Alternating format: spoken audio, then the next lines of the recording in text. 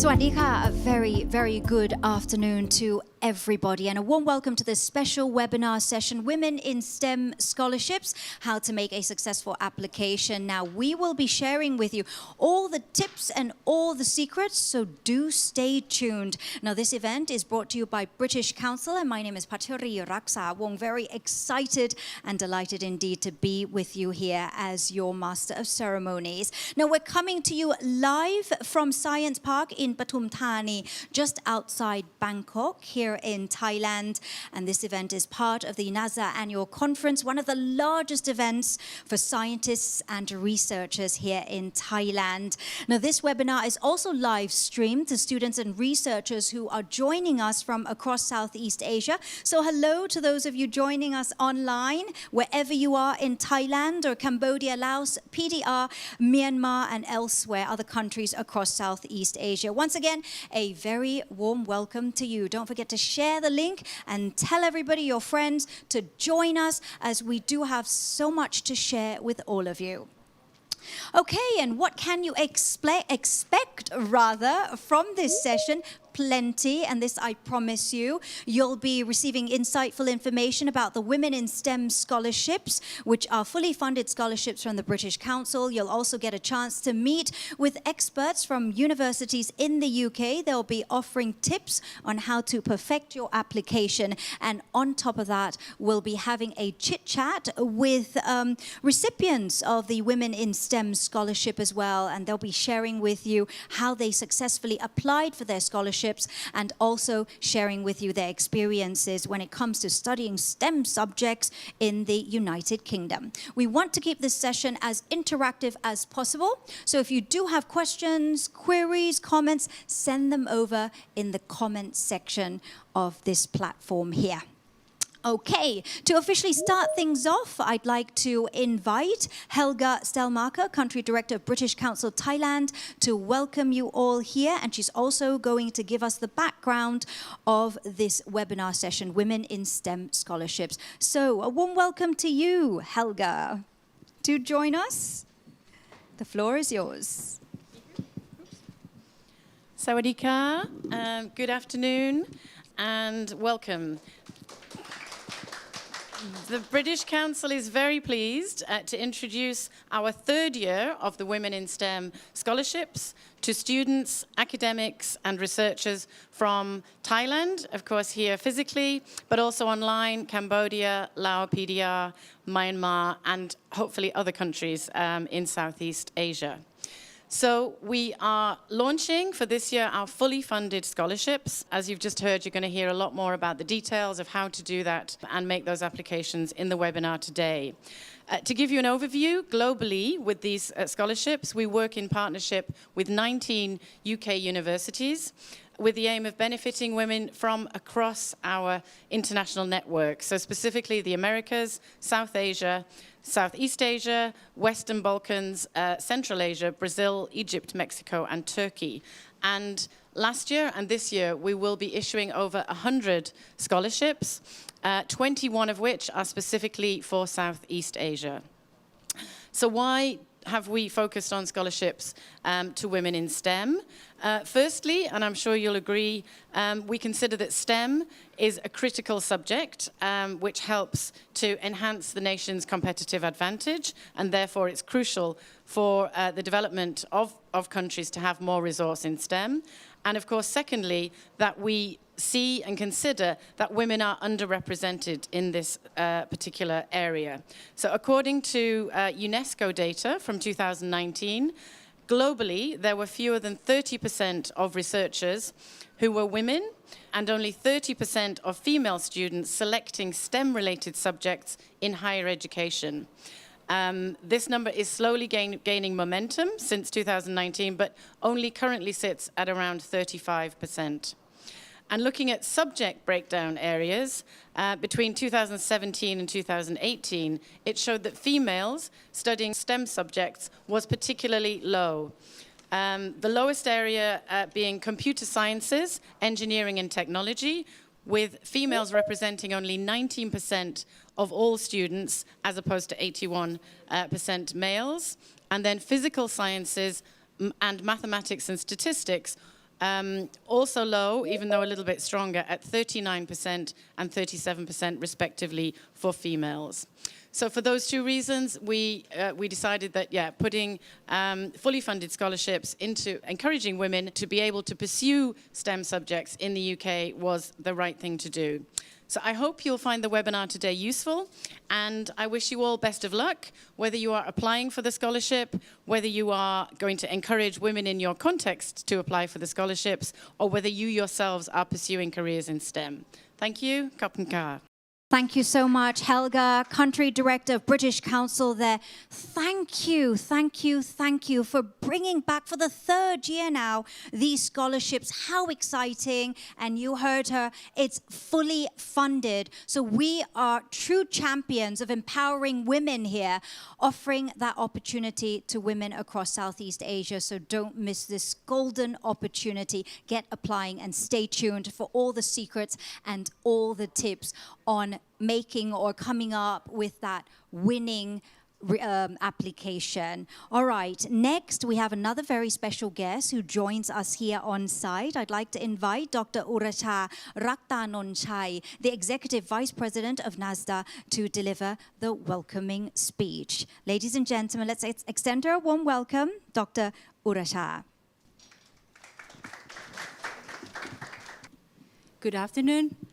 Kun Elka and the Country Director of British Council Thailand and British Council team, guests, ladies and gentlemen. On behalf of NSTDA or NSTDA, we are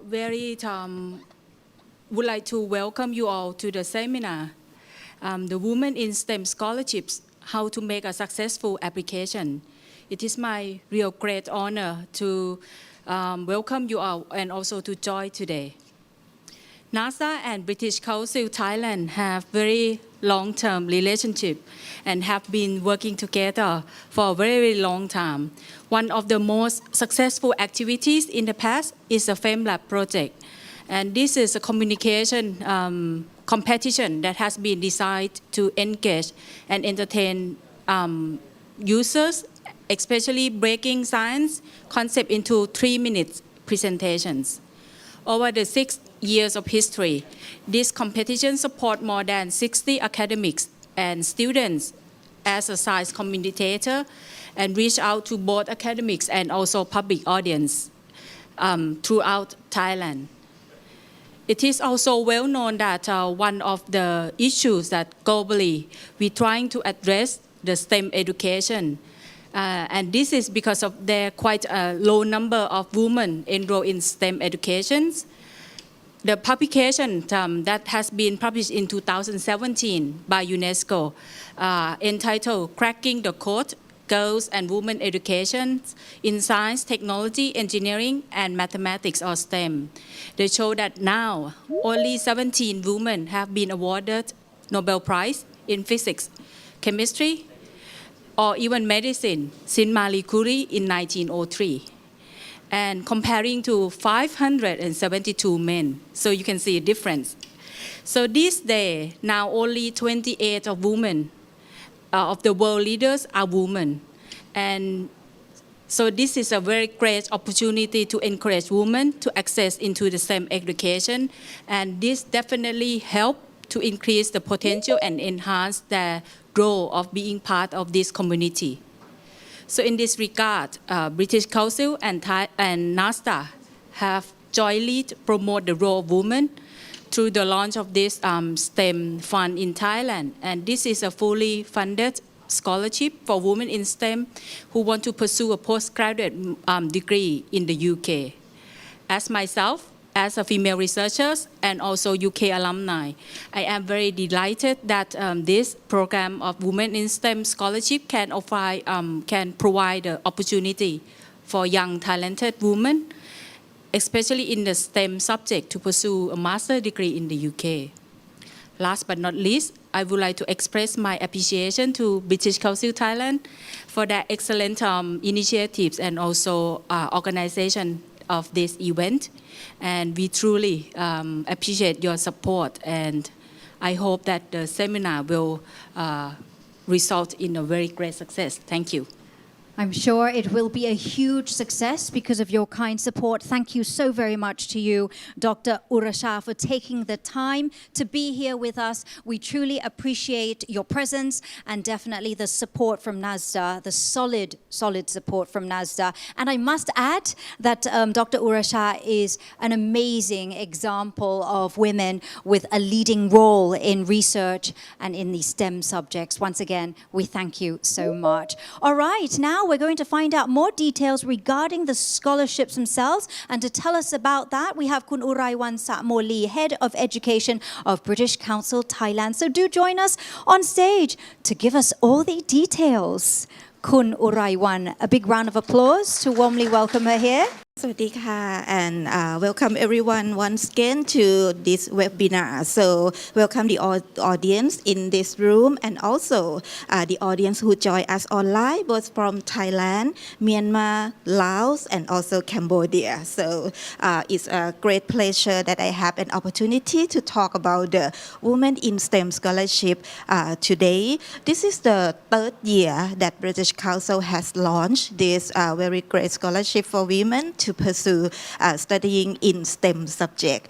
So this year we will provide around more than 100 scholarships to women worldwide, and for Southeast Asia, so we got around, I think, nearly 30, around 25 to 30 scholarships for women in Southeast Asia. And we are very pleased to work with 4 UK universities for Southeast Asia. So this includes University of Strathclyde, Newcastle University, Middlesex University in London, and Aston University in Birmingham. So you will hear more on details of the scholarship from the representative of university as well. And for Southeast Asia, so we have eligible country in Southeast Asia for women in STEM, and this include Cambodia, Indonesia, Laos, Malaysia, Myanmar, Philippines, Thailand, and Vietnam. So these are the countries that in Southeast Asia that eligible to women in STEM this year. Okay, for this year, again, we have 2 types of the Women in STEM scholarships. So the first one is a master degree scholarship. So if you got the bachelor degree in STEM already and want to do a master degree in the UK, so we have the scholarship for master degree education. And in the UK, it will take only 1 year to complete a master degree in the UK. But if you already got PhD qualification, maybe in Thailand or in your home country, and you like to do maybe additional research in the UK, we also provide the fellowships, scholarship, as well as part of the Women in STEM. But you have to got PhD in your home country no longer than 3 years, so that you eligible to the fellowship. So there are 2 types of the scholarship in the Women in STEM. Okay, and as you know, the Women in STEM is a fully funded scholarships. So it's cover all of the expenses necessary for a student to study in the UK. So the scholarship will cover tuition fees. The full tuition fee of the UK university will be covered. Living costs and accommodation will be covered as well. The English course, if you need additional English language training, so this will be covered. IELTS exam as well. If you took the IELTS exam to apply to UK university and you got Women in STEM scholarship, you can reimburse the IELTS exam fee as well.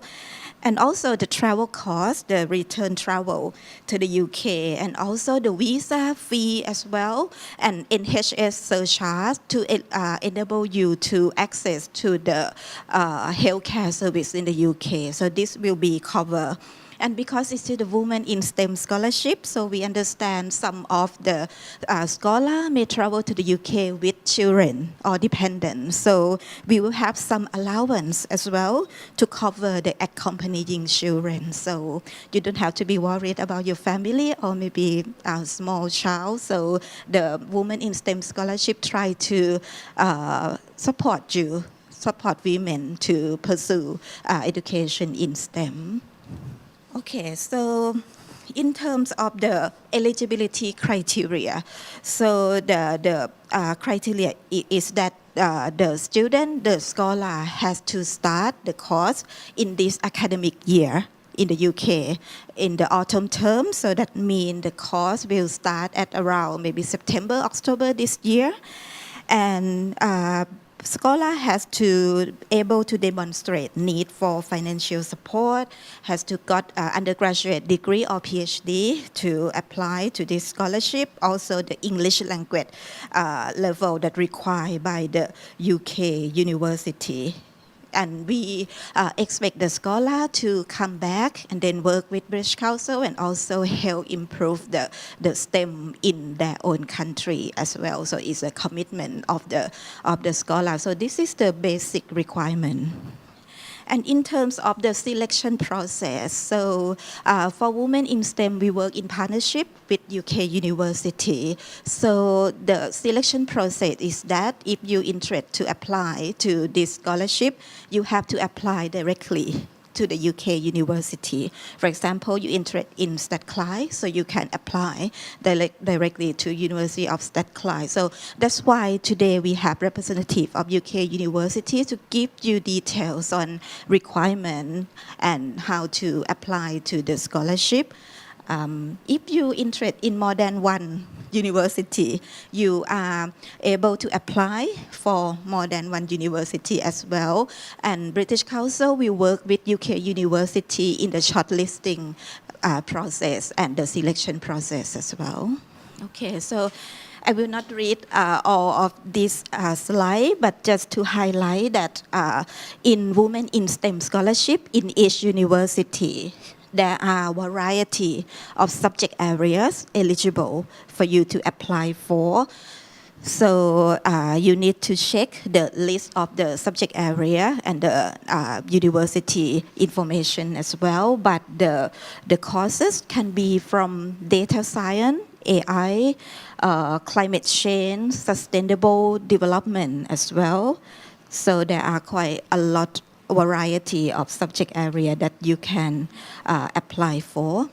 And for the deadline, so you may now want to know when is the deadline for the scholarship. So the deadline will be varied depending on the university, but mostly the deadline will be in April, so will be next month. So you need to be rushed now to apply to this scholarship. So this is the deadline of each university.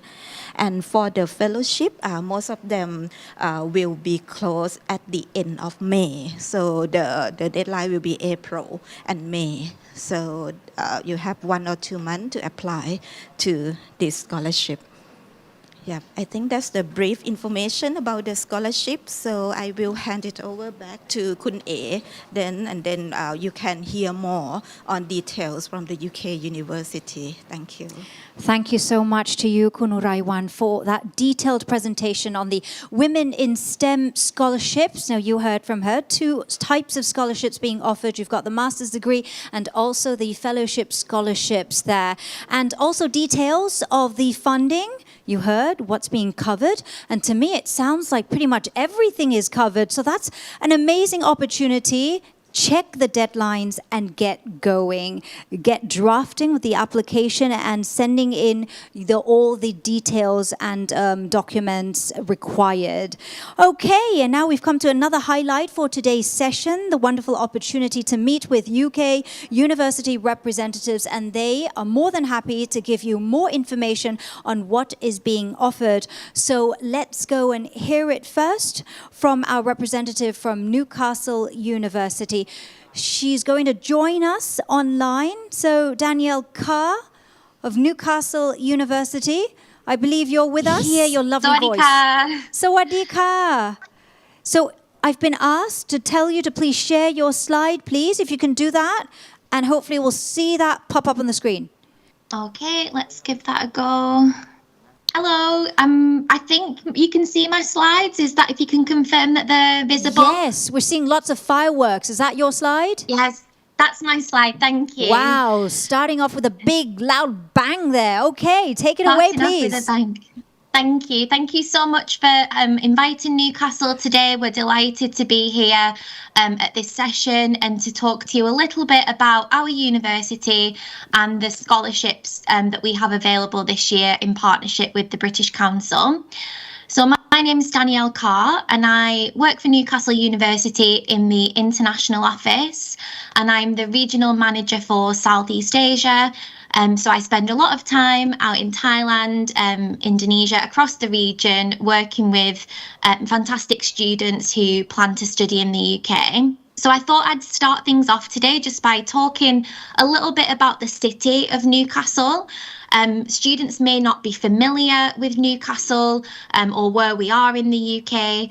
So I'd like to tell you a little bit about that, and then our fantastic university and the courses that STEM scholars can study with us. So the first thing to point out is where we are in the UK. So Newcastle is a city in the northeast of England, as you can see just represented on the map here. We're the major city in the northeast with fantastic connections to all of the other major UK cities. So it's very easy for students to get around the UK, to visit different cities and locations and really see the best of what the United Kingdom has to offer. And Newcastle is a fantastic location to do that, given its proximity to a lot of the other major cities. We have our own international airport, which is only about 20 minutes away from our campus. So fantastic for when students are arriving from anywhere in the world. We've got great international connections, and it only takes 20 minutes or so from the airport directly into the city centre. And we're also really connected to mainland Europe. So a lot of our students, whilst they're studying in the UK, will take that opportunity to not just explore the cities in the UK, but cities in neighbouring Europe as well. So on the city itself, we're really known for being a world-leading student city. So the 6th best in the UK and in the top 50 in the world as ranked by QS. And I believe that's for a number of different reasons. One of them that is particularly important to students at the minute is the fact that it's a very affordable place to live. Not just for students, just for everyone. The general rule is the further outside of the capital you are, the more affordable the cost of living becomes, which is really important for students, even who are in receipt of a scholarship, to manage your budget and make your finances stretch as far as possible. And Newcastle is a fantastic place to do that. It's known for being an extremely friendly city. So the local people of Newcastle are affectionately known as Geordies, and they are some of the most pleasant and welcoming people. I've lived in the city for just over 10 years now. I'm not originally from the city. And as soon as I moved here, I really felt like it was a place I could call home. And that was in large part due to the people and how welcoming they were. We're an amazing hub for a number of different industries, but particularly for innovation, tech, advanced manufacturing and the arts. And as a university, we have really great industrial connections with a number of companies, everything from SMEs or small enterprises to multinational, international corporations in a number of sectors. And that's something that all of our students benefit from during their studies, but particularly in the STEM field, as you can see, where we have those great links with innovation and tech. It's a really lively city for students. There's lots to do, a lot to enjoy in terms of our culture, our history, just a really fantastic example of a UK city that is quite compact and small in comparison to definitely somewhere like Bangkok.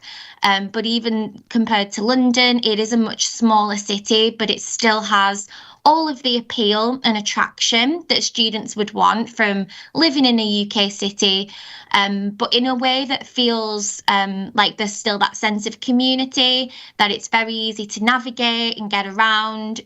You can pretty much walk from one end of our city to another.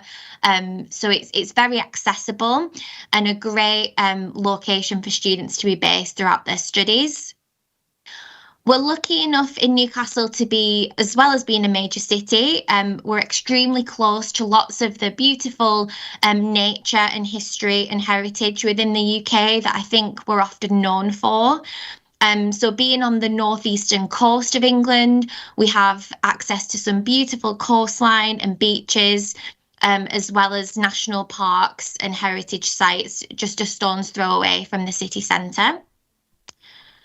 So on my next slide, just to highlight that, you've got on the left-hand side of the slide some images from the city centre. So that first image of the fireworks that we opened up on is taken across the River Tyne, so the iconic river that runs right through the centre of our city, and the Millennium Bridge. And I believe that's a shot from New Year's Eve when there's a big fireworks display, but a really popular location for students to meet up with friends, relax and enjoy the views.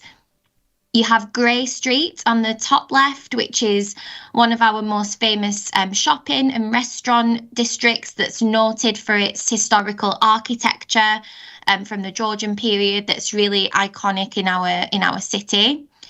And then mirroring that on the right-hand side, outside of the city centre, are just some examples of that nature and that natural beauty that you can access in a lot of great destinations around Newcastle. So one of the many beaches along our coastline, an example of one of the national parks that we have just outside the city centre.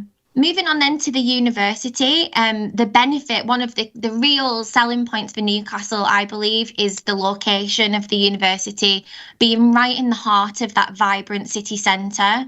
So 1 minute a student will be in the shopping district, in the business district, surrounded by the hustle and bustle of city life in Newcastle.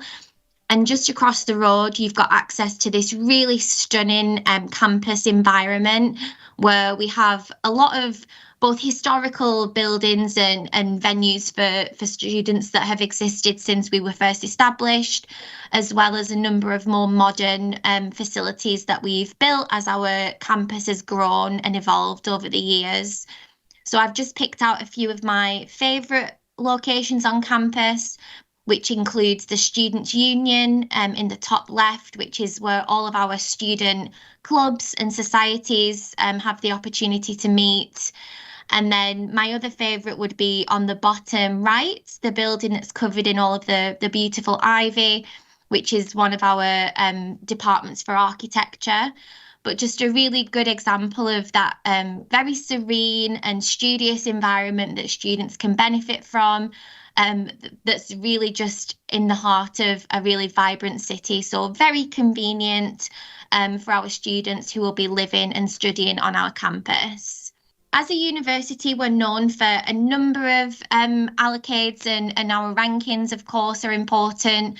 So we're a world-leading Russell Group institution, which means that all of our teaching is research-led. So even students who are applying to do a master's degree at Newcastle under this scheme, for example, will be taught by academics who are actively researching in their respective fields, and students will develop those really critical research skills in STEM that are needed for a number of different career trajectories, not just academia, but that ability to undertake critical thinking, analysis, independent thought is really a part of our teaching methodology at Newcastle. We're a very diverse campus, so out of our total student population of 29,000 students at undergraduate and postgraduate level, about 6,000 of those are international students who originate from more than 140 countries around the world. So we've got a really rich cultural mix on campus, and we really benefit from the different perspectives that our international students bring into the classroom, and we really celebrate that on our campus and the value that that brings to everyone, students and staff alike. And then just the last one to highlight would be our international student satisfaction rankings at 93% is one of the highest in the UK. And we really have an emphasis, as I'm sure, you know, in the UK, many universities really prioritise student wellbeing. And of course, we want you to succeed academically on your programme, but we also want to make sure that you thrive, you know, as a person, that you have all of the support and the tools that you need at your disposal to succeed to the best of your abilities. So just a slide with a few pictures on, just to talk really briefly about the student community in Newcastle from a Southeast Asia perspective.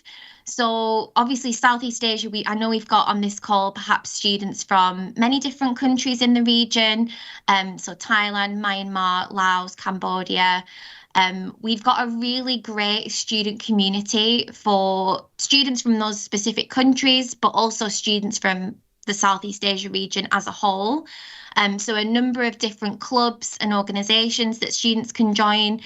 You can see on this slide here some of our Thai Society students. You've got the Indonesian Student Society and our Southeast Asia Christmas Social there at the bottom, the big group of students.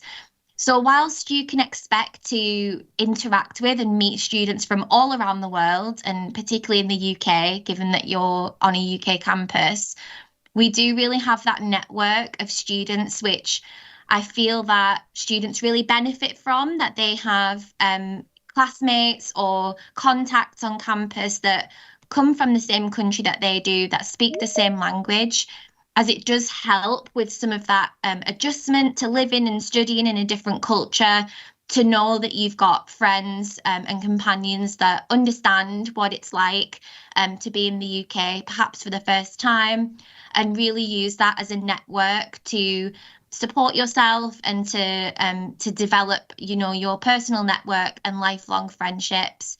And joining one of these groups or societies is a fantastic way to do that. They're incredibly social, really organise a number of different activities, events, get-togethers throughout the year. So for any students who join Newcastle from Southeast Asia, I would always highly recommend engaging with these groups and these networks to really, you know, support yourself during this period of study. So to move on now to the courses that we have available this year on the British Council Women in STEM scheme. We're delighted to be in our third year of offering this scholarship in collaboration with British Council. So for the previous 2 years, we have worked with students from South Asia to deliver this scheme. So we're really happy that we can this year offer the scholarship to students from Southeast Asia across a number of our STEM master's degrees. So you can see the courses listed here. You'll be able to find on our website all of the details about our entry criteria, from your academic GPA requirements to English language requirements to any other information about the programme in terms of the course content, how you can expect to be taught and assessed. So I would highly encourage you, if you're interested in studying at this university, to take a look at whichever of these master's programmes is of most interest to you, which aligns with your personal career goals and what you wish to achieve, and to read the information on the website, because we've got some really fantastic programmes here for students in STEM across our science, agriculture and engineering faculty, as well as our faculty of medical sciences. So I would like to end my brief session with some top tips for BC STEM applicants for this year. As has already been mentioned, the deadline for this scholarship is rapidly approaching. So for Newcastle, our deadline is the 30th of April. And students need to apply for their master's programme So you need to apply for one of these programs that I showed on the previous slide first, which you can do very easily on our website. And again, there's detailed instructions there on how to submit your master's application on the website. Ideally, you need to have received your letter of acceptance or your offer letter before you can apply for the BC STEM scholarship. However, as we do approach the deadline, I would encourage students to definitely apply for your chosen masters as soon as possible. But if you're still awaiting your decision letter from the masters, you can still make your application for the scholarship, which is a separate online form that I can share with you. Make that application in enough time, because unfortunately we are unable to consider any late applications. So it's extremely important that students do meet that 30th of April deadline. Another important thing to highlight that we've received a number of questions about over the past few months is the English language requirement or English score. You don't need to have this prior to making your application. So we can accept students and consider students for this scholarship who are perhaps waiting for their English results or who haven't taken an IELTS test or an English test yet. We can consider you with a conditional offer from the university. So that is something that you can take over the coming months. We will very clearly outline what that English requirement is. So don't let that stop you from submitting your application if you've yet to take an English test. The next tip would be to really take the time to prepare your essay questions to showcase your skills and your experience. This is not something that you can rush or that you can just do in 10 minutes. We're really looking for students who have demonstrated that they've put thought and effort into this. We receive a very high number of quality applications from students. So in order to give yourself the best chance for success, you should thoroughly, read the questions and plan your answers to really get across your best self in your application. Attending a session like this to learn more about the scheme and the scholarships is a really great. So I was just saying it's a great opportunity to hear from the previous STEM scholars to learn more about their experience and any advice that they can share. And I would really encourage students, if they have any questions about Newcastle, about the scholarship scheme or the process for application, do get in contact with us, and we're more than happy to help answer any questions. And we hope to hear from you soon. And with that, I will hand back the floor to our panelists. Thank you so much, Danielle Carr. Thank you. Thank you, the Regional Manager for Southeast Asia of Newcastle University there, giving us very insightful information about the city, the university, and also about the scholarships being offered there. So the city itself, she said, is affordable. It's friendly and plenty of activities happening all year round. And it's also the gateway to other European cities. So very exciting, but you want to focus on your studies, and it works out well. It's well-known. It's a well-known student city. And also it has a convenient city campus and 93% foreign student satisfaction guaranteed. The deadline, April 30th. So get applying. Go to their website there. And once again, if you have any questions, leave them in the comment section. Danielle, if you're still there, please just browse through. If there are any questions coming in, if you can kindly respond, please. Otherwise, reach out to them at their email. Okay, let's move on now to the next university, and that's the University of Strathclyde. Let's say hello to Jennifer Gazard. Jennifer. There, we see you on the screen. If you could kindly just test and we'll just make sure that we hear you. Audio is functioning well. Great. Hi, good afternoon, everyone. Sawatika. Yes, we hear you, Jennifer. I'm very excited to find out what you have to share with us. So please, begin.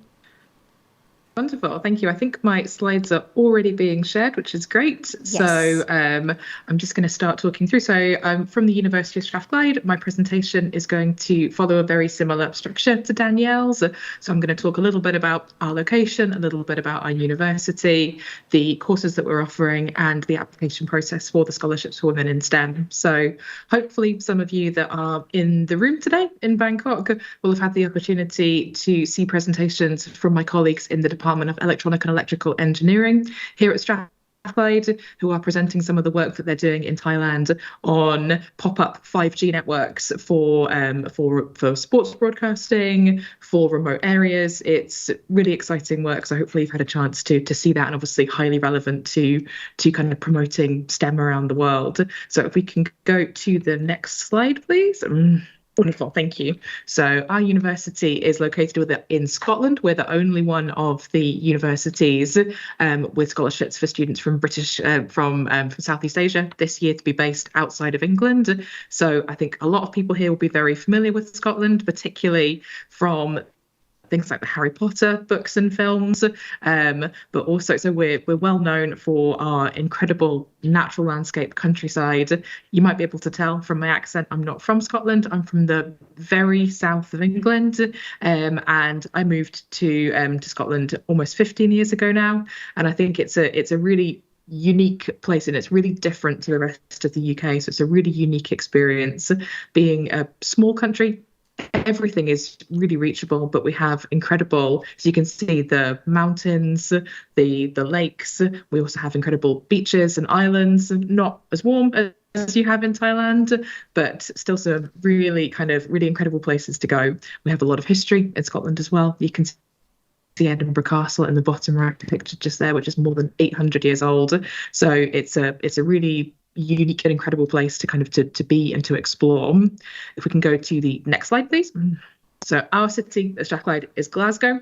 So Edinburgh is the capital of Scotland, but Glasgow is its biggest city. We have about 1 million people in Glasgow. So again, not a huge city by kind of some Southeast Asian standards, but it's the third largest city in the UK. So it's a really big city. It's a very strong student city. Around 1 in 6 of the population in the city are students, which makes it really dynamic, really lively. It's also, like Newcastle, a really friendly and welcoming city. For 2 years in a row now, Glasgow's won the Rough Guide Readers' Poll for World's Friendliest City, which is something that people in Glasgow are really proud of and really like to talk about. Glasgow's, we've had a lot of really important major events in the city in recent months, most notably the COP26 Climate Change Conference, which took place in November 2021. I think it's the biggest event that's ever happened in Scotland. It was really, at the time, really exciting to have world leaders in the city and also on the university campus as well. So Strathclyde, we hosted the UN Conference of Youth, which took place before the COP26 conference and brought together climate activists from around the world onto our university campus to share their experience and also to prepare a statement that they presented at the main conference on behalf of the kind of young people of the world on the real need to address climate change. Glasgow's also an incredibly cultural city. We're a former European City of Culture. We're also a UNESCO World City of Music, one of only 5 in the world. We have a very strong sporting sporting tradition, particularly football. You might be familiar with Glasgow Celtic and Glasgow Rangers. We also hosted matches in the Euros Championship that took place in 2021. So again, lots of international football taking place in Glasgow. And we're a very well-connected city as well. So our international airport is just 11 kilometres from the university campus, so really easy to get to, and you can fly to Southeast Asia via London, Paris, Amsterdam, Frankfurt, direct from Glasgow. Also, for a lot of students, the most convenient way to do it is via Dubai. So we have Emirates flying to Glasgow every day from Dubai, from which point it's really easy to connect into cities all over Southeast Asia. So we can go to the next slide, please. Great, thank you. Like Newcastle, Glasgow's also a city centre campus, so it's all of our buildings are in one place, so we're not a kind of distributed campus, which is really convenient. So you can be from your accommodation to all the academic buildings, the library, the university gym, the students' union, all within 5 minutes. But equally, you're only a similar distance away from the main city, from the shopping and nightlife, transport. It's all very close by. And as you can see from the map just there, Glasgow is a city that's on a grid system, like a North American city. So it's very easy to get around and difficult to get lost. Next slide, please. Great. Our university is the University of Strathclyde. We're more than 200 years old, so we were founded in 1796 by Professor John Anderson, who was a professor at the University of Glasgow at the time. He was a correspondent and a colleague of Benjamin Franklin, the famous American revolutionary politician, inventor, early engineer, and he took Benjamin Franklin's philosophy of useful knowledge and transformed that into a vision for a university in Glasgow that would be a place of useful learning. And that's still Strathclyde's motto today. So today, we're a leading international technological university. We're a UK top 20 ranked university. We're a research intensive university. So we're working on a number of areas that are really highly relevant to science, technology, engineering, mathematics. And our focus is really on translating that into useful, impactful technologies, businesses, ideas, policies that will really make a difference in the world. Our most famous graduate probably is John Logie Baird, the inventor of the television. He was a student at Strathclyde in electronics engineering in the 1920s. And we still have one of his original television sets on the university campus that you can see if you're a student here. Next slide. So just a couple of facts and figures about the university. We're the third largest university in Scotland, so we have around 23,000 students. Again, not huge by Thai standards, but a good number of students and a really diverse student population from all over the world. We offer a really broad range of courses across all 4 of our academic faculties. And I think one of the really important things to point out is that for us, all of our programs are highly multidisciplinary. So we teach topics that could be considered STEM all across our university. So even in our humanities and social sciences faculty, in our business faculty, we have courses that include technology and kind of engineering and statistics, mathematics, and kind of in a really multidisciplinary way, again, to really multiply their impact. Next slide. I think that rankings are not the most important thing about a university, but they can give you some kind of useful, quick information about where universities have strengths and where they where they're doing some really interesting work. So what I'd really like to highlight on this slide is the Queen's Anniversary Prizes that Strathclyde has won in recent years. So I think these in the most recent, they're every 2 years. So the most recent one we won for advanced manufacturing in 2021, and before that for our work in energy innovation. So Strathclyde has one of the largest energy research groups in Europe. We have more than 250 researchers working actively on energy transition, new energy innovation across the university. And I think, again, this really fits in with not only with STEM, but with the specific themes that have been identified for the Women in STEM scholarships this year. So, and also with kind of national visions for Thailand and other countries in Southeast Asia as well. So around Industry 4.0, around climate change, around kind of energy innovation, around, so all sorts of kind of really core priorities for for the world. Next slide. Being at university, however, it's not just about academics. There's also a lot you can learn from education in the UK, socially, professionally, as well. You can develop a whole range of other skills that will support you in your career kind of going forward.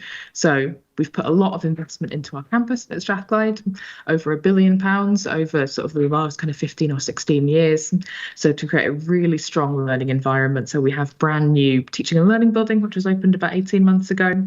Our gym is less than 5 years old, our sports centre. So you can also see in the picture there our technology and innovation centre, which is a kind of a real flagship building for the way that we work with industry closely and look to kind of transform the fundamental research that the university does into products and services that make a difference in the world.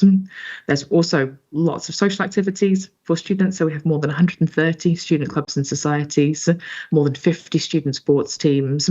And we do have a really vibrant Southeast Asian student community as well. So I know that our Thai Student Society are getting ready at the moment for Songkran. So they always do an event on campus for that, which is really fantastic and attracts students from all over the world to kind of participate as well, which is great.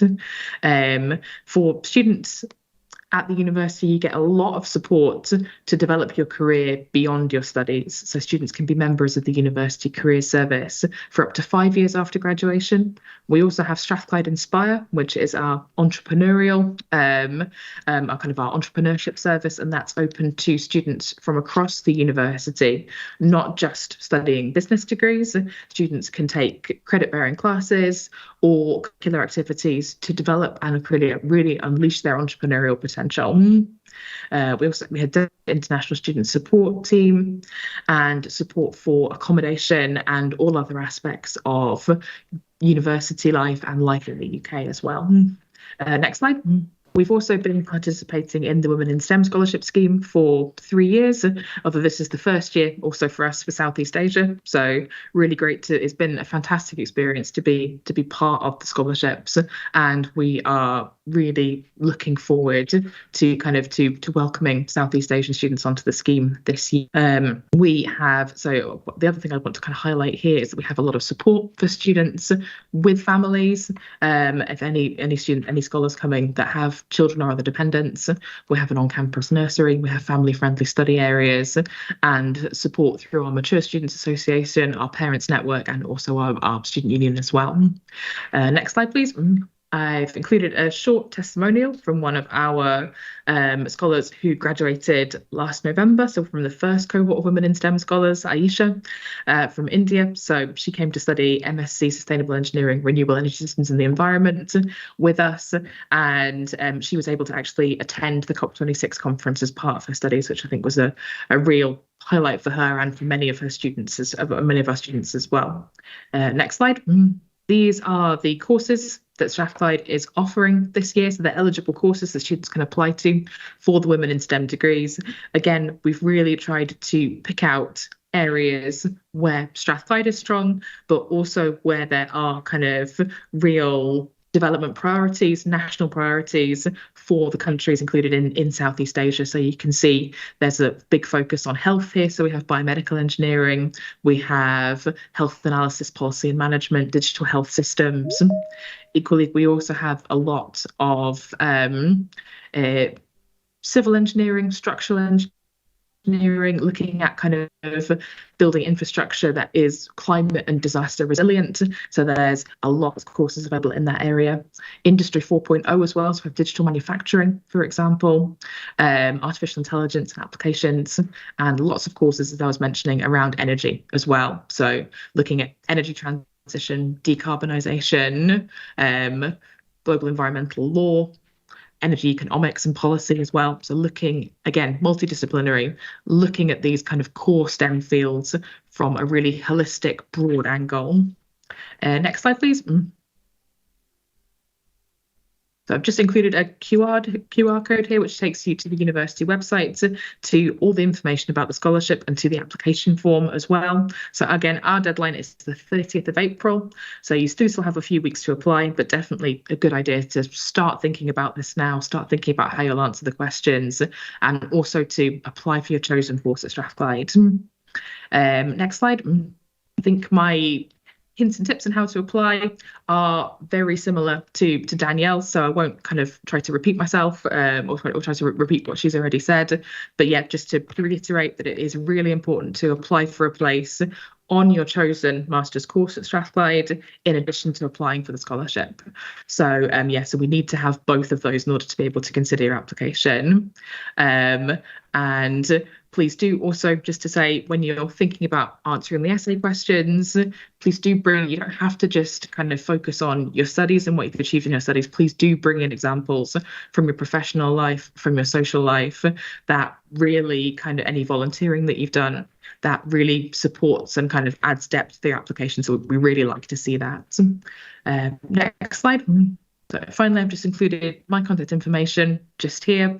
So please do feel free to reach out to me and to my colleagues at the university if you have any questions about the scholarship, either through the chat function in this session if you're online, or equally offline as well. I'll be really happy to help, and we're looking forward to receiving lots of applications.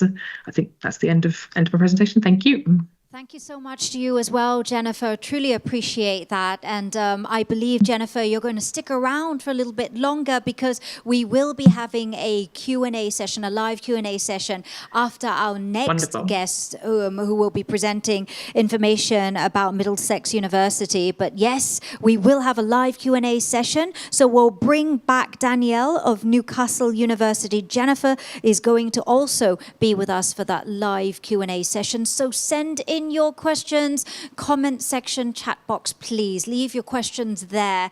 All right, and with that said, let's now move on to the representative from Middlesex University, Dr.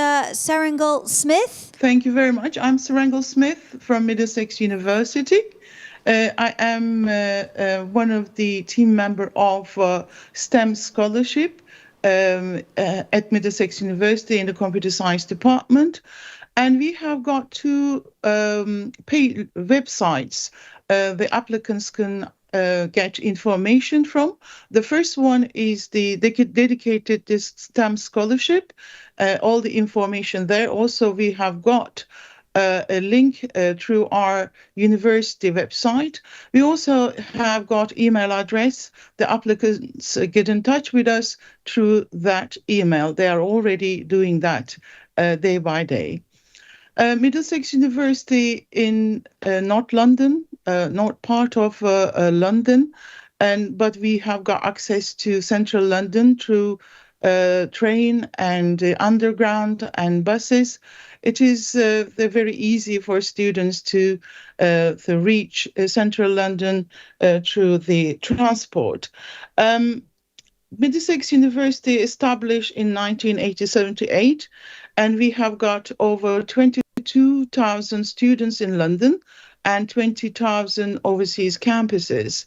And we also have got 4 faculties and the Science and Technology department offering the STEM scholarship and the fellowship. We are second largest UK recruiter of international students, and 150 plus languages spoken in our campus. And we also have overseas campuses in Dubai, Mauritius, and Malta. For international students, particularly, we have got accommodation very close proximity to our main campus. Our existing current 4 scholar at this moment living in the Hall of Residence opposite to our campus.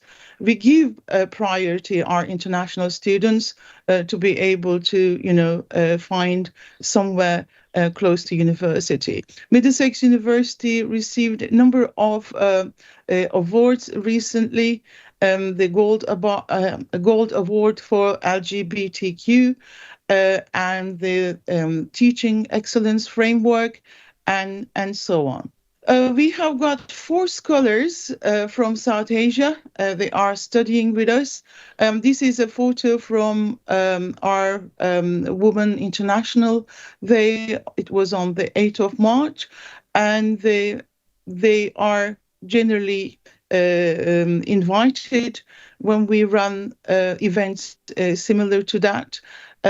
This is a sort of the bigger group. You can just see And we have got one more scholar. Actually, she's going to join us next year. She couldn't do that this year because of the health, issues. But British Council and Middlesex University allow her to join us with the new scholars next year. This year, we are accepting applicants from East Asia. The countries are listed here. I'm not going to, name them all. The eligible courses this year, MSc Data Science, Computer Science, and so on. And the MSc Data Science is a very popular MSc program with the very large number, and as well as the Computer Science program. The applicants, they need to go through a number of steps. I mean, these all been mentioned before, but I will just go through again. First of all, they need to apply for MSc courses we have listed in the previous slide. They need to get acceptance. Well, this could be conditional or unconditional offer. And also at the same time, they need to submit an application form. This could be done through the scholarship application form available online, or they can download the same form in a Word format and fill it in and send it to us via email. The application deadline is for the MSc scholarship is 23rd of April, and the interview will take place between the 3rd and the 7th of May.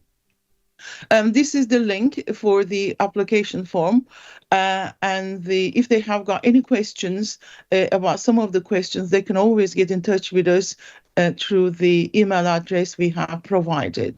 If they are applying for postdoc fellowship, we have got 4 research groups which is relevant to what we are looking for from the fellowship applicants. If they are interested in AI in medical applications, machine learning, and computer vision, and they can find the further information through the website. And similarly, if they are interested in any other the research fields, areas, the further information can be found through the website. I hope these websites, these slides will also be available to applicants.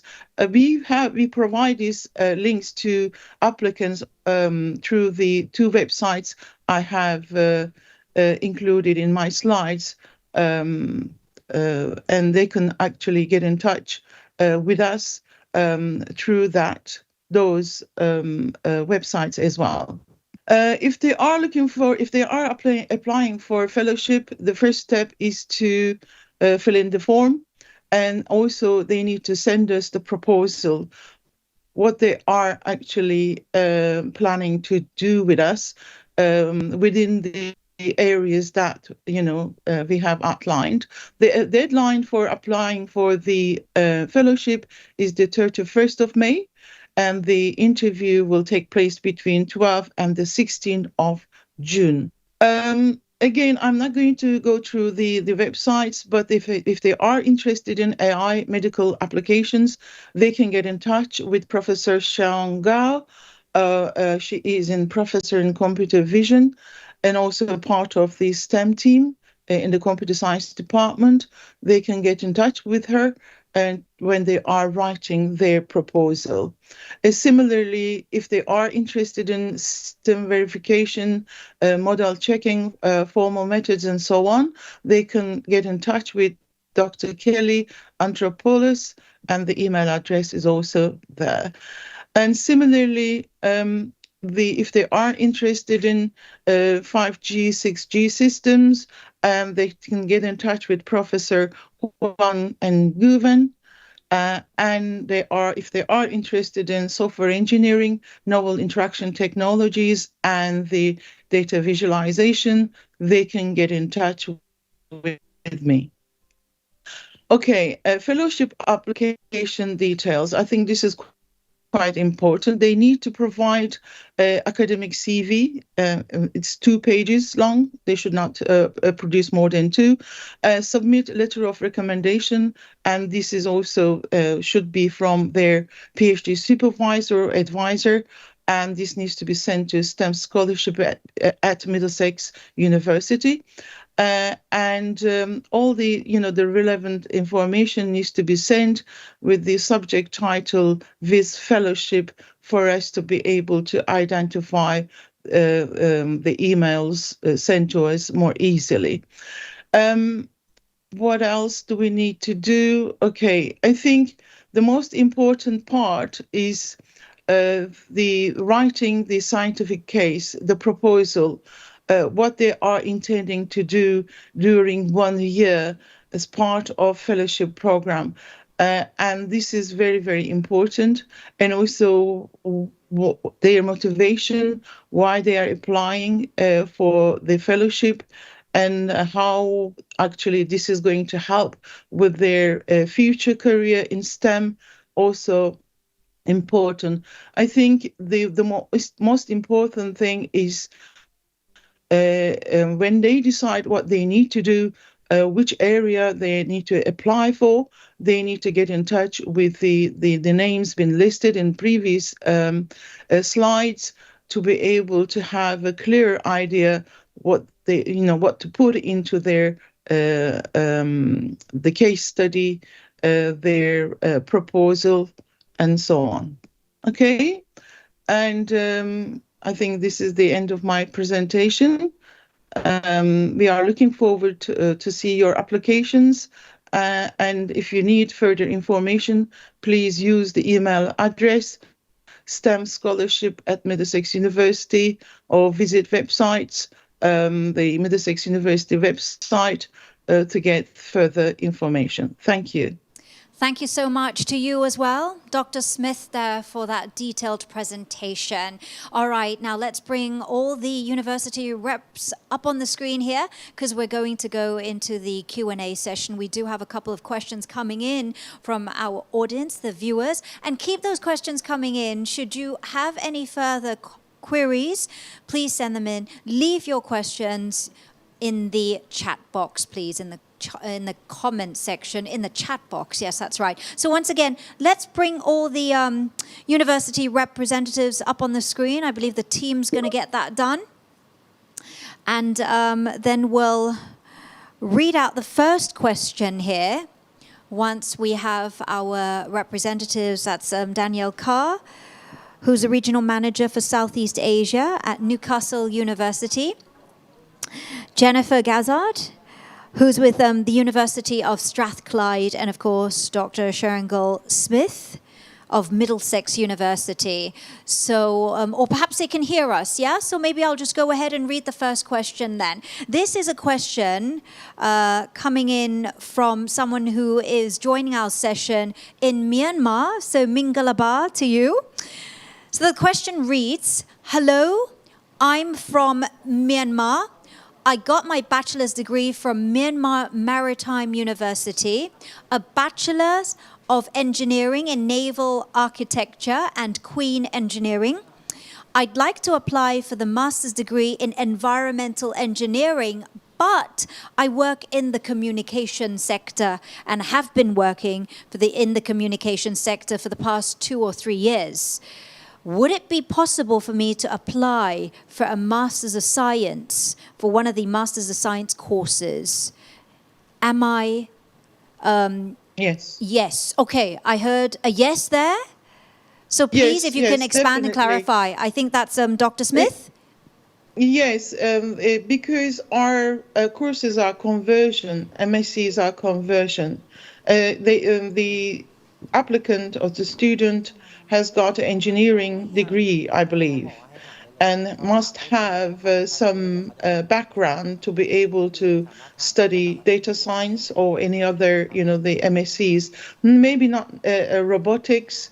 If you go back to the, my slides, maybe not last 2 MSCs, but the first 3 MSCs, yes, can apply if you can find relevant. For example, can apply for data science. Data science, yes, we allow that.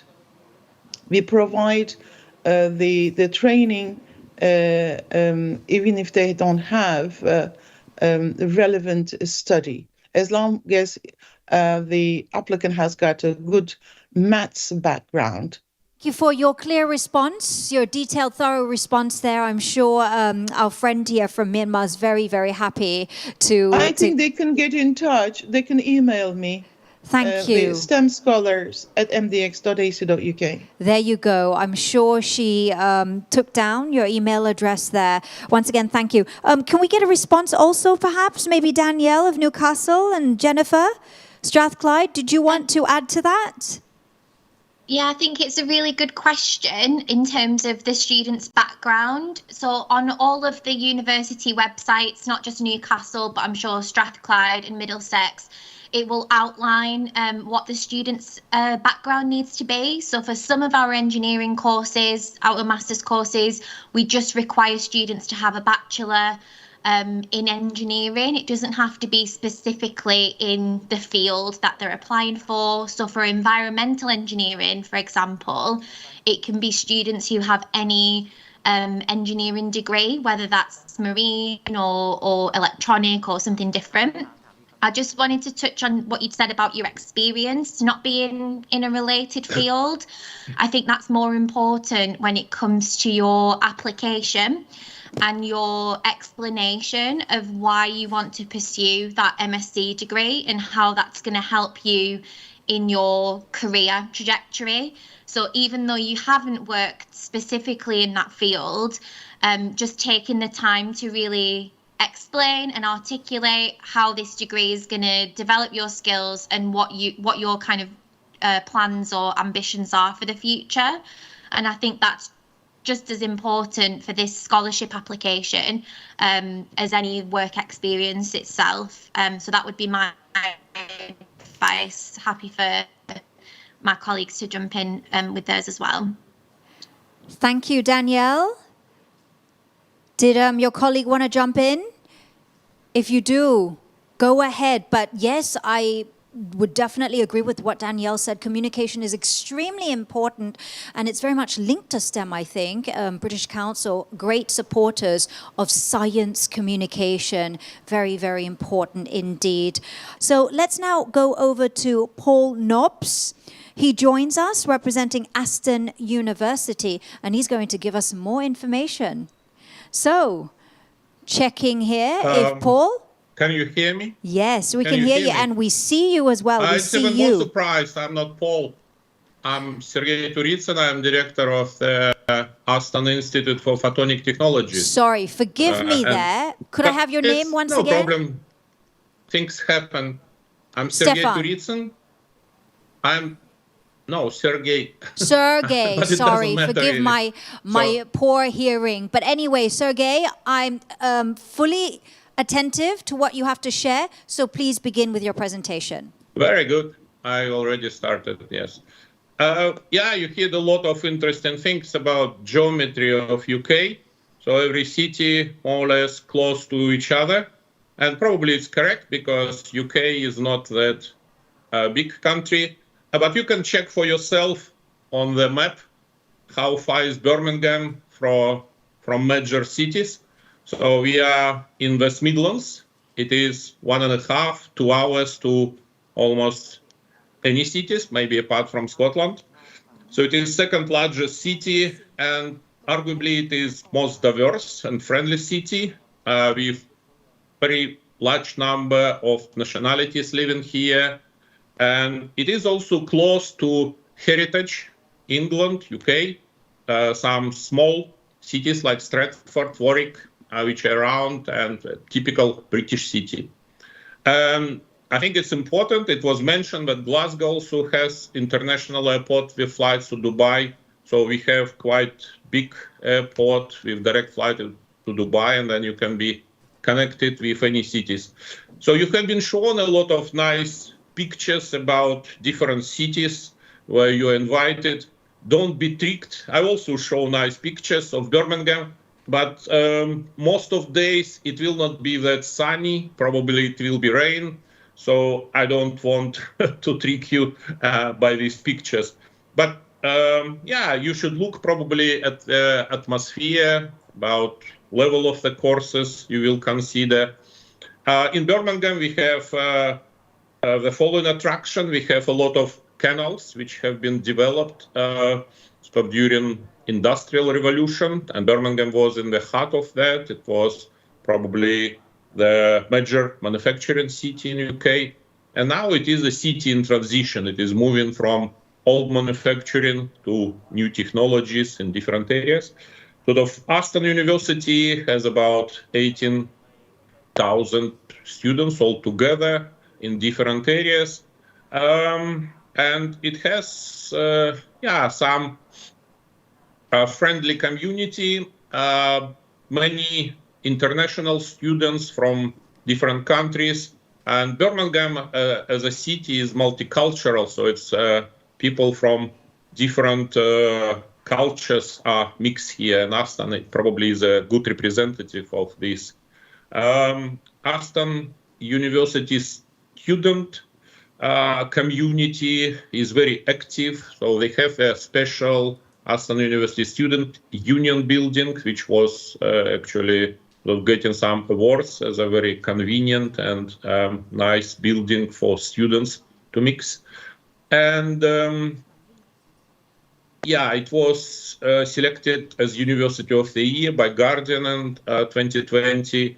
And regarding, because we are looking for female postdoctoral researchers, so probably worth to mention that Aston as a university has Silver Award. This is exactly about sort of diversity and all these approaches. But our college actually has already Gold Award. So that's, we are very friendly in terms of diversity. So, but I will be talking mostly not about university, but our institute of which I'm director. So we are about 100 people. We are one of the largest photonic centers in UK, and we are doing a lot of things. And again, we have workforce people from 12 countries. So it's a very friendly environment. So we are talking about STEM, of course, but if you have your PhD in computer science, math, or physics, you can have doubts if you will fit our fellowships. Don't have these doubts because photonics is enabling technology. It is used almost everywhere, and we will tailor some project for your PhD if you will like your CV. So what we are doing is a lot of things. We cover fundamental science, when we have some in-house core technologies and applications. So it's a huge variety of things we are doing, from artificial intelligence, machine learning, data science in photonics, to applications, again, from telecommunications, medicine, healthcare, and food industry. So you probably can find your place in our institute. So this is a snapshot of our current industrial collaborators. You can see a lot of big names, but also small SMEs. It is not full list. We just show our major industrial collaborators. So we are very well positioned in the world. So this is our formal map in the past 2 years, sort of including COVID. It is joint papers or projects. And you can see it's a lot of collaborations. And also I would like to mention that we don't care about university ratings because we operate in the top league in the field of photonics. We collaborate with Bell Labs, IBM, Princeton, Cambridge, UCL, France Telecom, Max Planck Institutes. So it's a good place to come and work on the top in the field. So we are very well funded for projects. So it's about 60 different projects with altogether £30 million funding. My point here is that you will join very top level team and you will find support not only from your supervisors and mentors, but also from the university team, which is delivering these projects. So probably it was mentioned what fellowships are about. It is for female researchers who recently completed a PhD. I would say it's about 3 years, according to British Council. So please just contact us, go to these links. In addition to our standard supervision mentoring, Aston University will also allocate some extra senior female academic to guide you through life in UK and settlement at Aston. So I will briefly only mention some examples of research areas, but we are not limited by that. So if you have good CV, if you are interested, just send your CV and we will feed projects to your CV. So we are doing a lot of compact laser sources and semiconductor with teragas technologies. We are working a lot on imaging for biomedical application, exciting biomedical applications in the bodies, in the brain. So we have very top-level projects on development of some new computing technologies using organic cells. We also helping our doctors to do some operation, non-invasive control of laser in the brain. We work a lot of non-invasive compact health diagnosis devices beyond Fitbit and simplistic version, which already on the market. We also have our own technologies, which we believe can break the boundaries of current limits of many existing photonic technologies. So they combine some nanophotonics and fiber optics. So we do a lot of works in sensing, combining artificial intelligence, machine learning with optical sensing for a range of application, agriculture, food industry, medical application, and so on. So, and we do some projects with laser-based manufacturing with very tiny things which can be developed, for instance, at the edge of the fiber for various applications from sensing to imaging.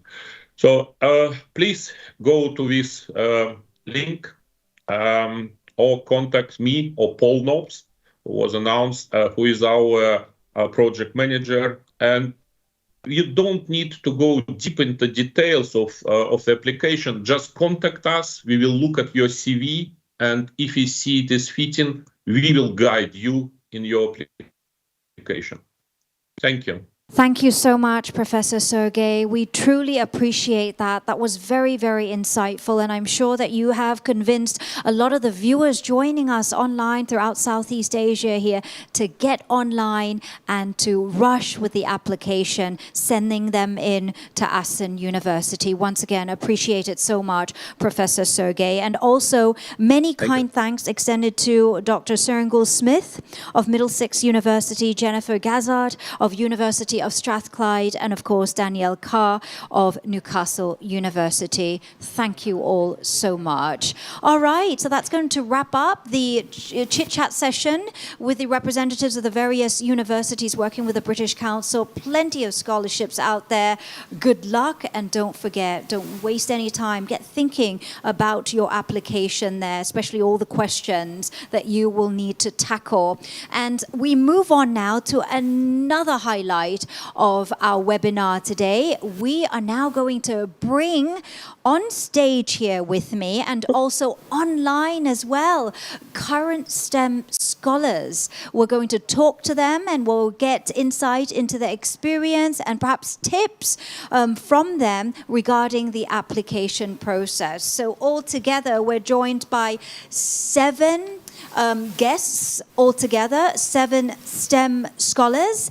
And on stage here is the lovely Chanyathorn Ruamyat. No? You know what? You know yourself much better than I do. So perhaps you could introduce yourself to the audience, please. So also tell us what you're studying in the UK and also your subject area, just things like that. Yeah, please. Yes, of course. First of all, Sawadee Kha. I'm Chanyathorn Ruamyat from Thailand, but you guys can also call me Fern for easier.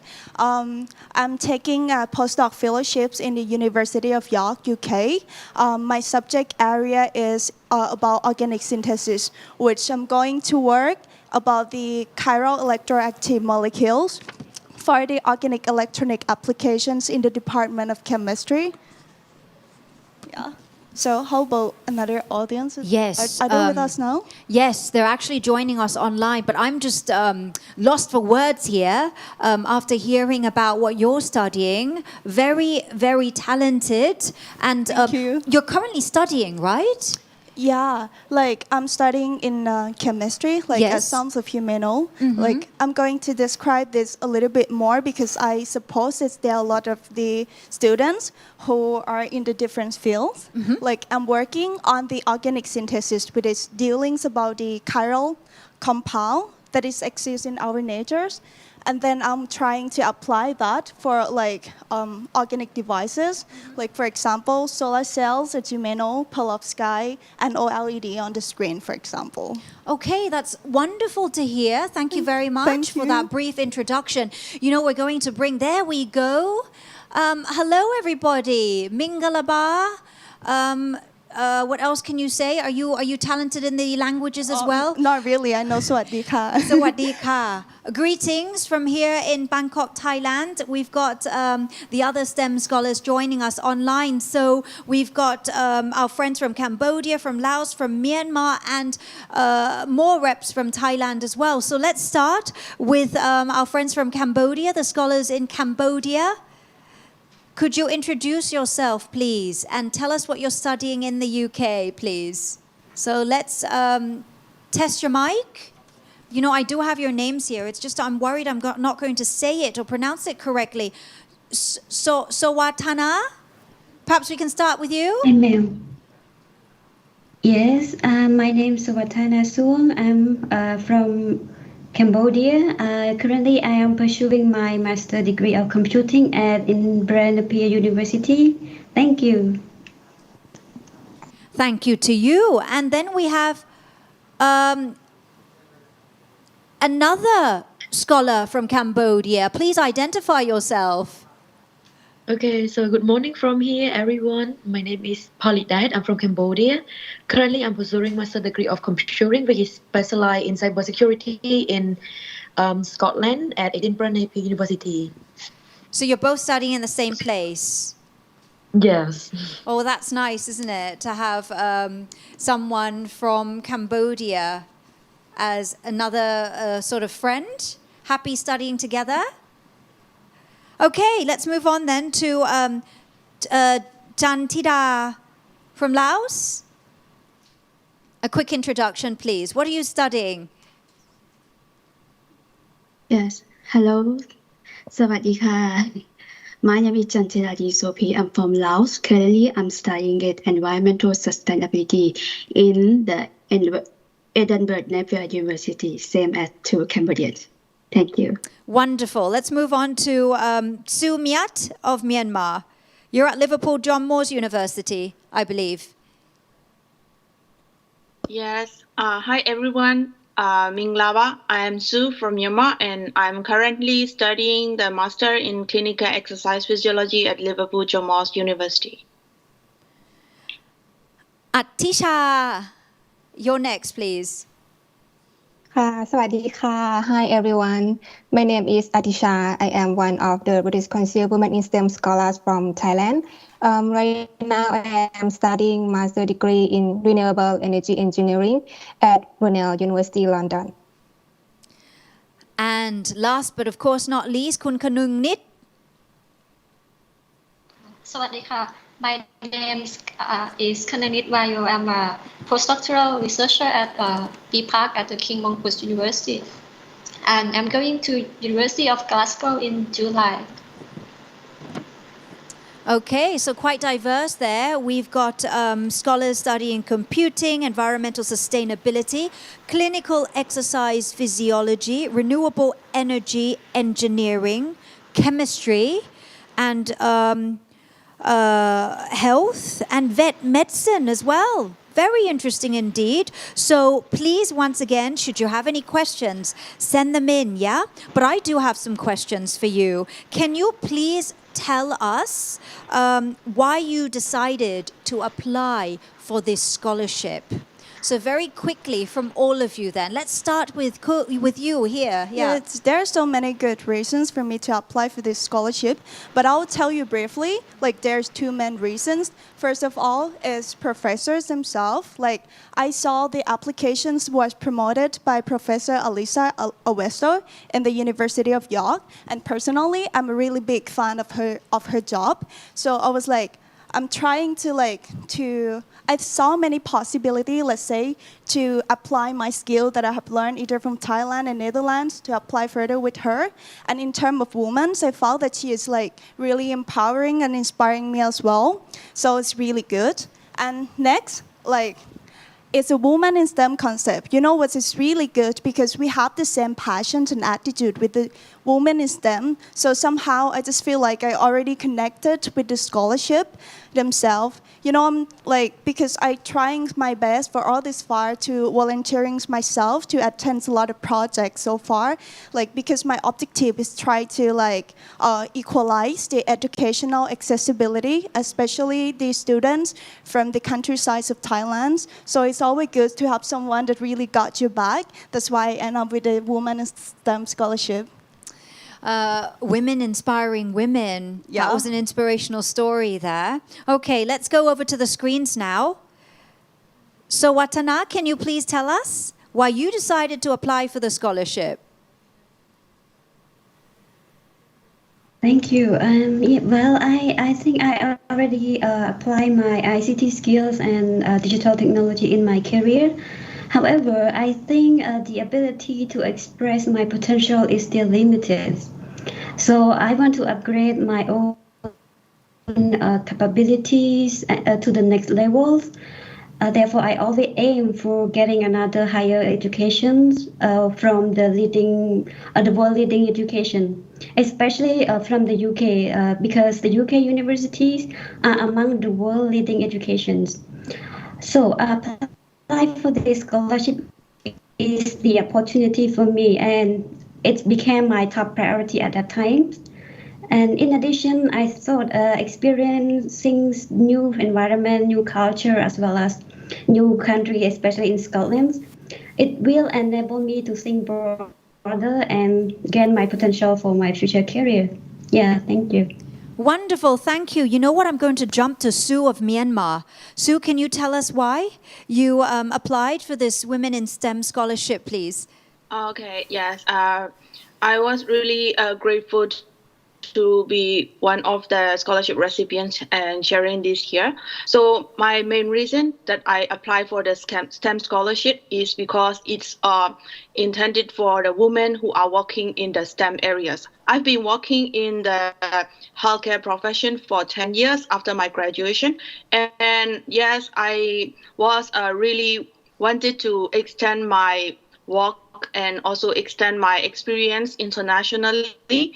And when I found out this opportunity, I think that this is the best chance for me to grab, not only to pursue a higher master degree in education, but also that I can meet the STEM expertise from women from other Southeast Asia and all over the world. So this is the most interesting part of this scholarship. And also they are providing different subjects in different university, which makes me like more exciting. And the location is the UK, where many prestigious universities are located. So that's why I joined this scholarship. We love your response. and we find it very inspirational. Thank you very much for inspiring so many, and I'm sure that your response there has gotten a lot of people listening and joining us here very much eager to attempt to get a scholarship as well. Okay, let's move on to the next question now. What do you think are some of the key reasons, let's say give us the top one, for being selected as an awardee of this scholarship? So what is it about yourself, do you think, that sort of like got the university to pick you as the recipient of the scholarship? Let's go to Chantida for your response, please. Yes, thank you. In my opinion, I think firstly, maybe the academic background or the academic excellency. As I'm from I have a background from environmental technology in Laos and have been working in other NGO and some environmental protection agency in Laos. I think also in my experience can be the strongest reason to pushing me in to receive that being awardee in this scholarship. And lastly, might be our motivation and our ambition to do this, because we have to describe our future plan and what we are doing to do and what this opportunity gives you to improve yourself. Thank you. So your academic strength, your experiences, and also your vision for what you plan to do. Thank you. Next, let's go to our other Cambodian scholar, Palidet. Okay, thank you so much for the question. For me, I think the reason that I'm chosen as the to pass the scholarship is because of three main reasons. The first one is I'm basically background from STEM, so I'm pursuing telecom and networking back then during my undergraduate. And the second one is it is about my previous activity. Like I spent my time during the volunteering job. Like at that time, I am volunteering as the co-teacher to provide the training about basic computer to kids, to students at the rural area in my country. And also currently, I am running my coding, like a Sister of Code Club to gather all girls.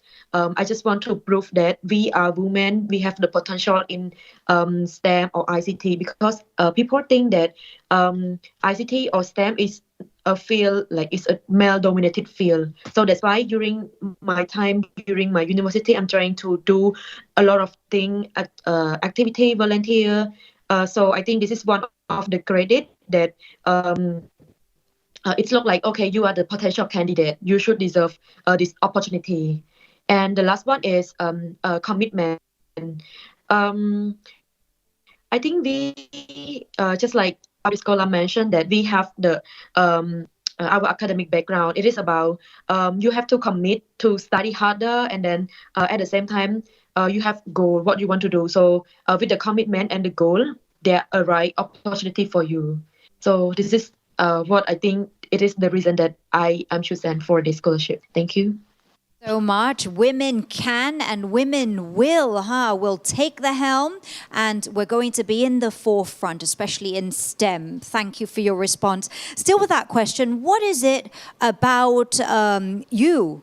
Do you think that the university said it's you who's going to get the scholarship? Okay, so let's go and ask Atisha, please. Thanks for the question. I think my background is related to the cross and fit with the scholars criteria, and I already expressed what experience and skills I have, and also I have a clear future goal, that what I want to do after graduation, and how can I apply the knowledge from this course to my proposed project in the future. And lastly, I explained about how this scholarship will support me at a women in STEM major, what is the disadvantage that I am facing as a woman engineer working in this field, and like how can I inspire and engage the other girls like to pursue the study in STEM more than this. Okay, thank you very much for reflecting and sharing with us what it is that is your strength. If I may now just talk about the application process. Were there any challenges that you had to face or had to overcome? If you could just reflect back and think about how you had to put together everything and all the questions, just going back to the application process itself for the Women in STEM scholarships, what were some challenges, perhaps? You're smiling at me. Yeah, let's hear your response first. Yeah, sure. Like, I'm gonna be frank with all of you. I think the visa applications is the greatest challenge for me because it's not only consumes a lot of time during the process, but it's like also you have to prepare like $3,000 in advance to pay upfront. I think it's gonna be a bit challenges for some of you, especially for you guys who are willing to attend in the UK university. It's gonna be a bit difficult if the scholarship or university doesn't support us for this. But lucky enough that we are like fully funded scholarship, so they're also supported from this. So that's great. So it isn't really considered an obstacle because I know that the British Council will be supporting that process in terms of applying for a visa every step of the way. Yeah, but just for your information, that it's some things you have to prepare in advance so you can like make everything going more smooth and faster. So that's advice from Chanyathorn. Get everything organized way ahead of time. Don't wait until the last week. Deadline's just around the corner. Do it now, all right? Okay, Kanung Nit ka, if you can recall some of the challenges that you had to overcome during the application process, please. For me, I think the challenges should be the recommendation letter, because once I found a host, I need to ask him for the recommendation letter, and I got lucky because he happy to have me in his lab and he provide me a letter. So he quite write a strong recommend for me to work with his lab. So it's quite useful for me when I apply for it. Yes. Great. So support there. Excellent. So don't forget, it's always useful. Those of you who are currently studying, perhaps for your bachelor's degree, it's very important as well to get connected with your professors and look for people who are going to. You wanted to add, you would probably have very good experience to share. Please. Like you want to make the recommendation letter more strongly, you can also ask that from your PI in your home country university. They can also help you to support at this point, and then it can add on top of the lovely professors that they provide the first sections, that they're like willing to help you and give you a strong support on that. Great. Thanks for sharing that. I'm going to wrap up actually with some tips and suggestions. But before we get there, I just want to hear some more reflections on the challenges and the obstacles that you faced during the application process. So can we go to Sue again, please? Sue, once again, I'll just repeat my question. Yes. What Yes. is one of the obstacles that you experienced while you were applying for this Women in STEM scholarship? Yes. As you know, like the year that I've been applying for this scholarship, it was the first time for the Myanmar applicants. So that scholarship is so new to me, and I don't have any like a senior or the alumni who I can ask the information. But I try to apply firstly the master degree at the Liverpool John Moss. But when I received back the unconditional offer for the university, it was on the 28th of March, and the deadline for the scholarship application was 30th of March. So it was like a very short period. I have to prepare for the scholarship application, but I try my best and I collect all the documents. Luckily that I usually try to keep in touch with my academic professor as well as one referee from my job. So I was lucky enough to prepare all the required documents before I submit the applications. So I would like to suggest, like everyone, you have to prepare the required documents before you start your application, so that it will be much more easier for you to do this. Yes. Thank you. Do not procrastinate, yeah? And congratulations to you, Sue, on being among the first to receive the scholarship. That's a big thing. Yes. Congratulations. Shanyaton here is giving you an applause from her seat here next to me. Okay, Falidet, what about you? Okay, thank you once again for the question. For me, I think the biggest challenge for me is that it is my first time to apply for the scholarship ever, and I really have no idea like the application process, what should I do, especially when I answer all the questions. Have no idea if my application is strong enough, is it unique or is it good, you know. It's kind of struggle for me. I have to do a lot of research, especially so by that time I suggest everyone to trying to work closely or reach out to anyone have the experiences, like they used to apply the scholarship, they know more about they can be helpful for them. Don't just do it by yourself and stress yourself out, you know, like asking them as advice, or if my answer is like this, do you think is it good, is it enough? Because I think they may help you a lot. So again, my very first challenge is that the application process, answer the question, but I overcome it by reach out to anyone have the experience in this field. Okay, and I believe all 7 of you are more than happy to have those interested reach out to you for advice.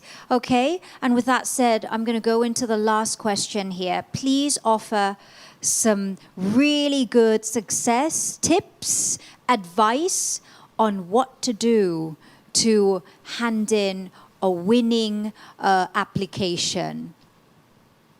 I think the key success for your applications would be your proposals. Like honestly, because I suppose that all of you are such an expert in your particular fields, but it is always the best to know who is your audience, because the scholarship people sometimes they're not stay in your own fields. So it is. It's all about scientific communications. Try to make it simple and make it clear what is your objectives. The methodology is really important. It has to be really convincing, promising, and durable.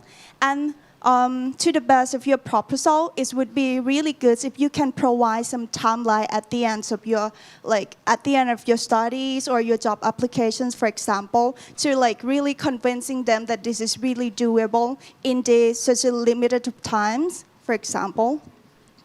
Thank you. Let's go now to Sawatana, please. Thank you for the question. Yes, I would suggest that if you really want to come to the UK with awarded the scholarship, you should carefully select the course that you want to pursue and check the requirement clearly that your previous degrees is really fit to the course that you have selected to avoid any rejection from the university.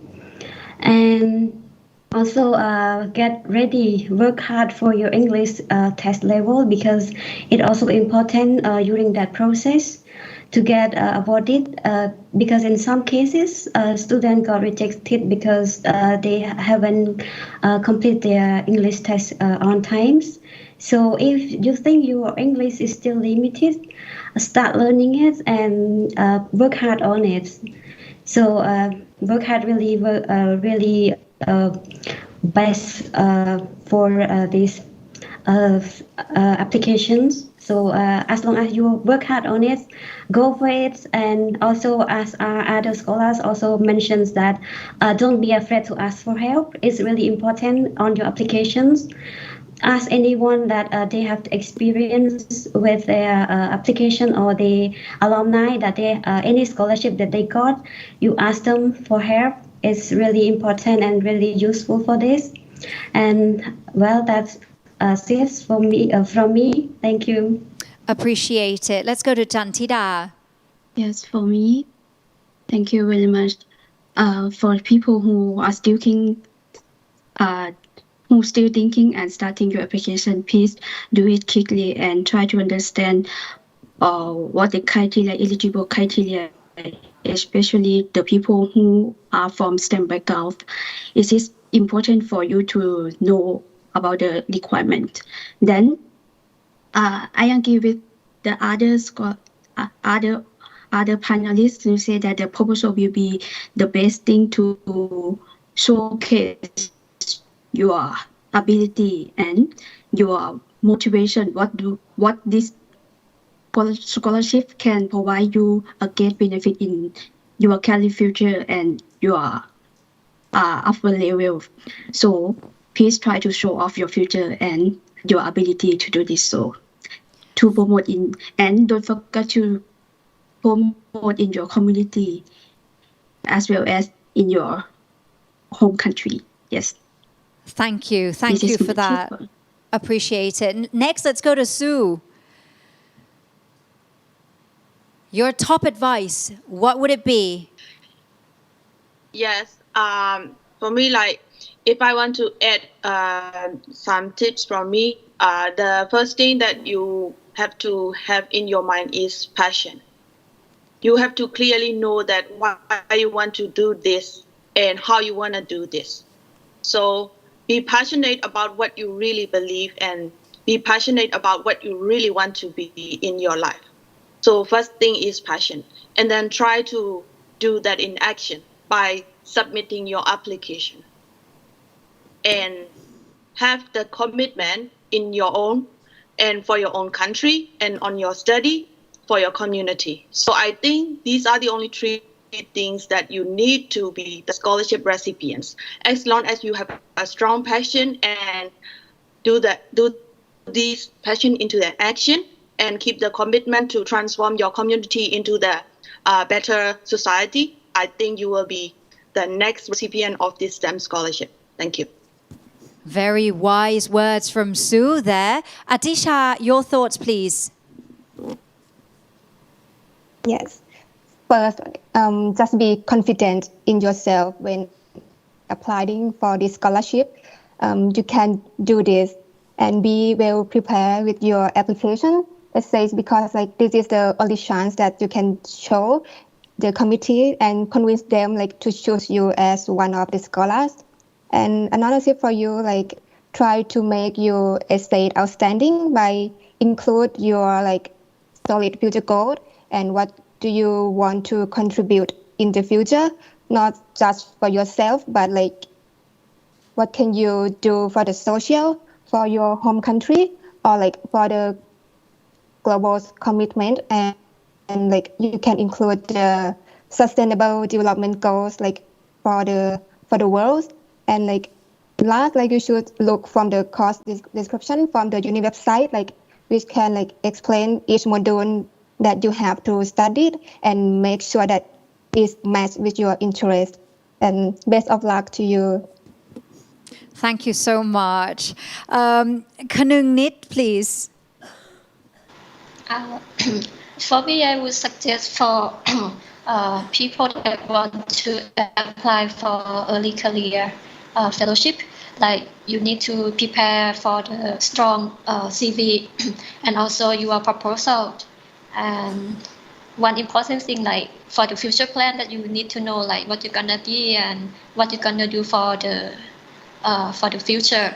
And after you come back, what you can help for the communities and how you inspire for the future generation to work and study for STEMs later. So I think this is important.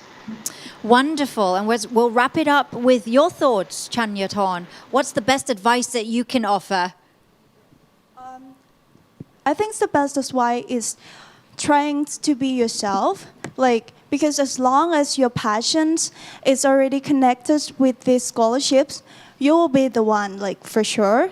And like trying to share all the skills and all the projects that you have done so far, not only in the academic field, but also for the society, show it to them. They're super open for the possibility and willing to listen to you. And that's going to wrap up our chat session here with all the Women in STEM scholars. Thank you so very much to all that valuable advice that you extended to the viewers who are joining us. So let me just wrap it up here. Confidence is key. Your proposal, it's got to be clear and convincing communication of your future goals.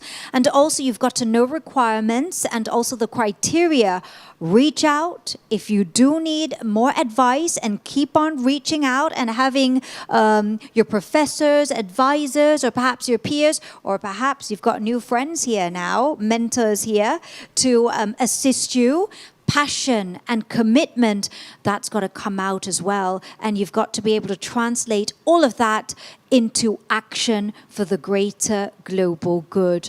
Appreciate all that so much. A big round of applause, please, for our Women in STEM scholars. Wishing you all the very, very best. Good luck with your studies, with your research. You were all truly an inspiration to us all. Thank you.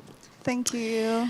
Okay, that is going to bring us to the end of this webinar. I'd like to also thank you very much to the representatives of the 4 universities that joined us and gave us plenty of information that convinced us that we really need to think now and to take action, start getting those applications sent through. And also thank you very much to the viewers and to the interested candidates. Good luck to you for your aspirations for the future. Good luck on your path to securing that scholarship, and more power to the women out there. My name is Pachari Raksa Wong. I'm saying bye-bye to all of you from us here in Thailand and the British Council team. Sawadee ka.